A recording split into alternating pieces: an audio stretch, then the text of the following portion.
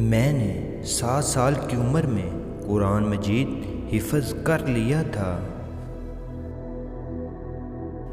میں نے جس سے بھی مناظرہ کیا اس کے چہرے کا رنگ بدل گیا۔ اندھا دھند اور بغیر سوچے سمجھے علم حاصل کرنے والے کی مثال رات میں لکڑیاں جمع کرنے والے کی سی ہے۔ وہ گٹھا اٹھا لیتا ہے، ہو سکتا اس میں سانپ بھی ہو جو اسے ڈس لے۔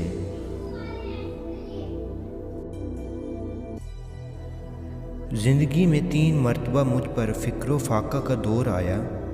گھر کے زیورات بھی بک گئے، لیکن میں نے قرض لے کر کوئی چیز رہن نہیں رکھی۔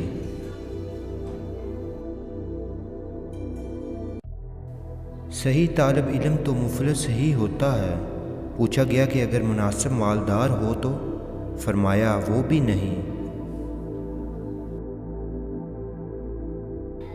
شرک کے علاوہ ہر گناہ کی مغفرت کی امید ہے، لیکن گمراہی کا معاملہ بہت سخت ہے۔ لوگ فقہ میں اہل عراق کے محتاج ہیں۔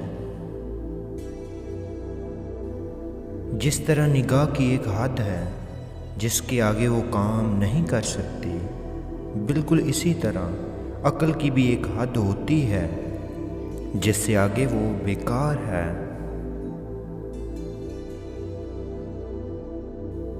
انسان کو قابو میں رکھنا جانوروں کو قابو رکھنے سے کہیں زیادہ مشکل ہے۔